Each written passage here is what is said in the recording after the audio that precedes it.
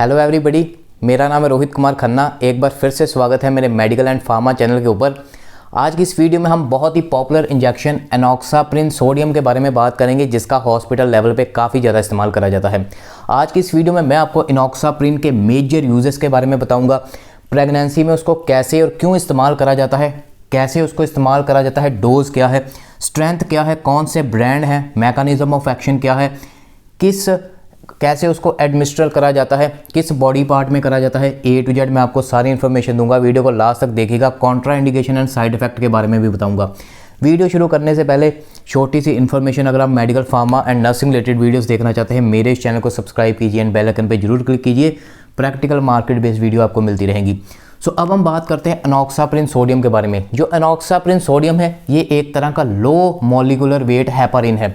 Heparin आप सभी को पता है, मैं पहले भी वीडियो बना चुका हूँ। हेपारिन एक तरह का एंटी कोएगुलेंट है। एंटी कोएगुलेंट, वैसे ही एनॉक्साप्रिन भी एंटी कोएगुलेंट है। एंटी कोएगुलेंट मतलब ब्लड में क्लोट बन जाता है, जब खून में थक्का बन जाता है, जिसको हिंदी में खून का थक्का बोल दिया जाता है। उस खून के थक्के को गालने के लिए, ब्लड को थिन करने के लिए, जब ब्लड गाढ़ा हो जाता है, क्लोट ब्लड में बन जाता है, उसके लिए एंटी कोएगुलेंट बहुत ज़्यादा ज़रूरी है। बॉडी में बाहर से अगर वो जो खून जो क्लोट है, ब्लड क्लोट है, वो बहुत ज़्यादा बढ़ जाता है, तो बाहर से एंटी कोएगुलेंट देना बहुत ज़्यादा ज़रूरी है। सो एनॉक्साप्रिन एक तरह का एंटी कोएगुलेंट है जो ब्लड क्लोट को ख़त्म करता है, या फिर आप बोल सकते हो खून के थक्के को गाल देता है, पिघला देता है।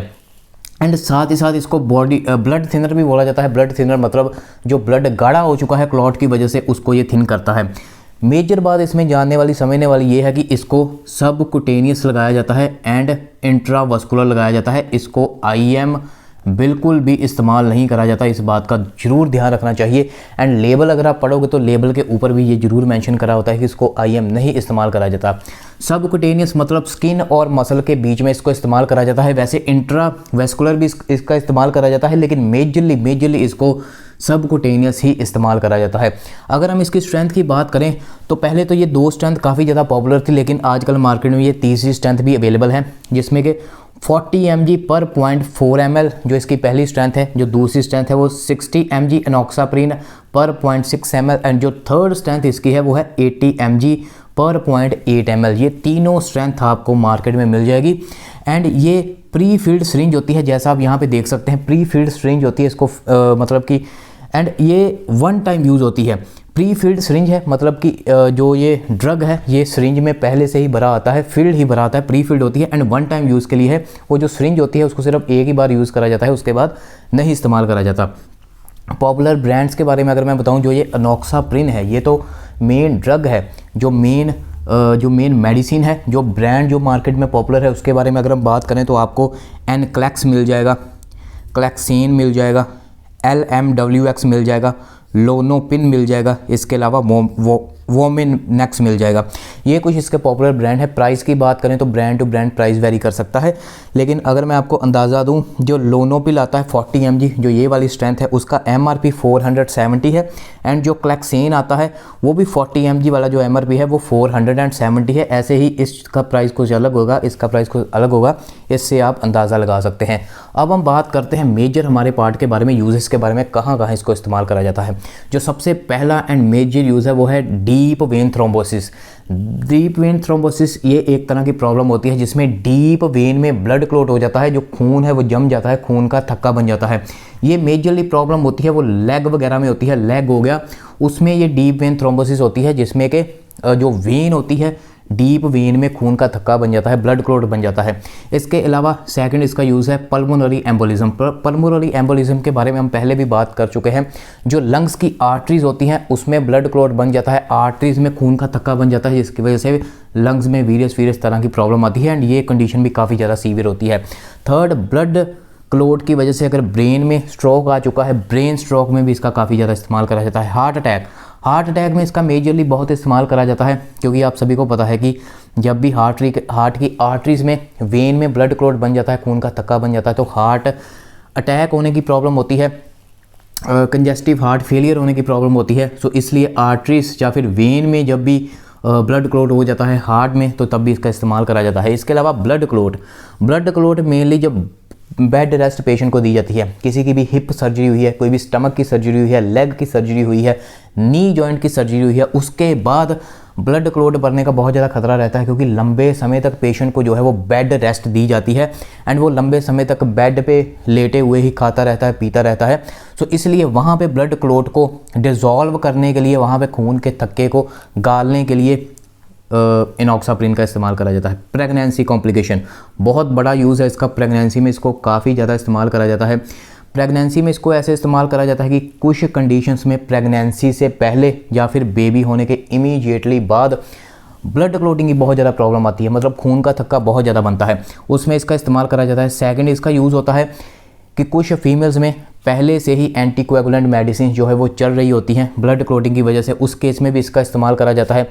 थर्ड, इसका जो यूज़ है वो है, एक प्रेगनेंसी के टाइम में एक प्रॉब्लम होती है एंटी फॉस्फोलिपिड सिंड्रोम। इसमें जो है वो जो ब्लड वेसल्स हैं, आर्टरीज हैं, उसमें क्लॉट बनने का खतरा होता है एंड मिस कैरेज होने का बहुत बड़ा खतरा होता है। तो इस कंडीशन में भी इसका इस्तेमाल करा जाता है। तो यहीं से आपको पता चल गया होगा कि प्रेगनेंसी में भी इसको इस्तेमाल करा जाता है, प्रेगनेंसी में ये मेडिसिन सेफ़ मानी जाती है। ये इसके मेजर यूजेस हैं। अब अगर मैं आपको थोड़ी सी इन्फॉर्मेशन इसके मैकेनिज्म ऑफ एक्शन के बारे में दूँ, थोड़ा सा हम टच करें, तो इसमें जो मेजर है ये एंटी थ्रोम्बिन डिपेंडेंट है। एंटी थ्रोम्बिन डिपेंडेंट मतलब जो बॉडी में एक्टिव कोगुलेशन फैक्टर होते हैं उसको, उसके न्यूट्रलाइजिंग रेट को ये बढ़ा देता है। जो एक्टिव कोगुलेशन फैक्टर है उसकी न्यूट्रलाइजिंग रेट को ये बढ़ा देता है, जिसकी वजह से जो ब्लड में क्लॉट बना होता है वो न्यूट्रलाइज हो जाता है। इसके अलावा ये जो क्लॉटिंग फैक्टर 10A है उसको भी ये इनहिबिट कर देता है, जिसकी वजह से ब्लड क्लॉट जो है वो धीरे धीरे डिसॉल्व होने शुरू हो जाते हैं। ये इसका छोटा सा मैकेनिज्म ऑफ एक्शन है। डिटेल वीडियो है इसलिए इसके बारे में डिस्कस करना बहुत ज़्यादा ज़रूरी है। अगर हम बात करें how to use and dose क्या है, सबसे पहले जैसा मैंने आपको बताया कि इसको सबकुटेनियस या फिर इंट्रावस्कुलर इस्तेमाल करा जाता है, लेकिन मेजरली इसको सबकुटेनियस इस्तेमाल करा जाता है स्किन और मसल के बीच में।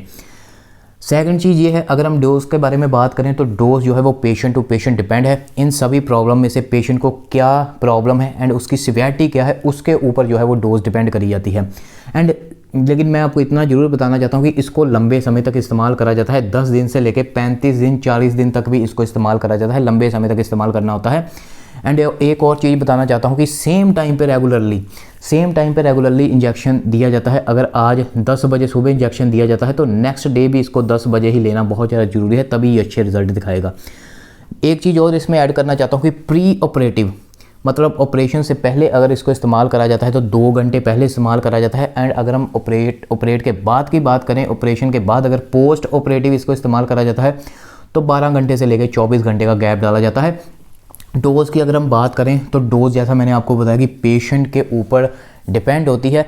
मेजरली ये जो 40 mg वाला इंजेक्शन है, 40 mg 0.4 ml, ये वाला इंजेक्शन मेजरली हर जगह पे इस्तेमाल करा जाता है। बहुत ज़्यादा सीवियर केस हो तब इन दोनों को चूज़ करा जाता है। सो अब अगर हम इसके साइड इफ़ेक्ट एंड कॉन्ट्राइंडिकेशंस के बारे में बात करें, जैसा आप सभी को पता है ये एक प्रेस्क्रिप्शन ड्रग है, हमेशा डॉक्टर की सलाह के साथ इस्तेमाल करना चाहिए। जितनी भी ब्लड रिलेटेड मेडिसिन होती हैं जो कि क्लोटिंग में किसी भी तरह इफेक्ट करती हैं, हमेशा डॉक्टर की सलाह के साथ इस्तेमाल करना चाहिए, नहीं तो सीवियर साइड इफ़ेक्ट हो सकते हैं। सो साइड इफ़ेक्ट्स के बारे में बात करें तो ये ब्लीडिंग की प्रॉब्लम कर सकता है, इसके अलावा अनीमिया कर सकता है, जो RBC हैं आपके उसको कम कर सकता है, ब्लीडिंग की प्रॉब्लम कर सकता है, हेडेक इसका एक बहुत बड़ा साइड इफ़ेक्ट है हेडेक। इसके अलावा ब्लड प्लेटलेट्स को ये कम कर सकता है, लिवर के एंजाइम्स को बढ़ा सकता है। इन दोनों चीज़ों के बारे में आप ज़रूर ध्यान रखिए, ब्लड प्लेटलेट को कम करेगा एंड लिवर के एंजाइम्स को बढ़ाएगा। इसके अलावा नोज़िया की प्रॉब्लम आ सकती है, कॉन्स्टिपेशन की प्रॉब्लम हो सकती है एंड डायरिया की प्रॉब्लम हो सकती है। इसके अलावा अगर आपको एलर्जी है, अगर आपको इससे किसी भी प्रकार की एलर्जी दिखे तो अपने डॉक्टर से ज़रूर कंसल्ट करें। इसमें से किसी भी तरह का साइड इफ़ेक्ट हो इमीडिएटली अपने डॉक्टर को बताएं अगर आपको ये इंजेक्शन इंजेक्ट करा जा रहा है। अगर हम कॉन्ट्राइंडिकेशंस की बात करें, किन बातों का ध्यान रखना है, जहाँ पे भी इंजेक्शन लगा है उस साइड को रब नहीं करना, ज़्यादा ज़ोर से दबाना नहीं है। ब्रेन की सर्जरी हुई है तब भी इसका इस्तेमाल नहीं करा जाता, आई की सर्जरी हुई है तब भी इस्तेमाल नहीं करा जाता, डायबिटिक रेटिनोपैथी है तब भी इस्तेमाल नहीं करा जाता। ब्लड प्लेटलेट की अगर प्रॉब्लम है, जो ब्लड प्लेटलेट्स हैं वो पहले से ही कम हैं तो अपने डॉक्टर को ज़रूर बताइएगा। आर्टिफिशियल हार्ट वॉल्व है तब भी इसका इस्तेमाल नहीं करा जाता। एंड लिवर की अगर प्रॉब्लम है किसी को, अगर लिवर के एंजाइम्स जो हैं वो पहले से ही बढ़े हुए हैं, जैसा मैंने आपको साइड इफ़ेक्ट में बताया, तो डॉक्टर को ज़रूर बताएं अपने। सो ये थी पूरी की पूरी वीडियो एनॉक्साप्रिन को लेके। आई होप कि आपको मेरी वीडियो अच्छी लगी होगी। ऐसी प्रैक्टिकल मार्केट बेस्ड वीडियो मेरे चैनल के ऊपर मिलती रहेंगी। चैनल को सब्सक्राइब करना मत भूलिए, चैनल को सब्सक्राइब कीजिए, बेल आइकन पे क्लिक कीजिए। ऐसे ही मेडिकल वीडियोस देखने के लिए मेरे इंस्टाग्राम रोहित कुमार हेल्थ के ऊपर ज़रूर फॉलो कीजिए। Thank you so much.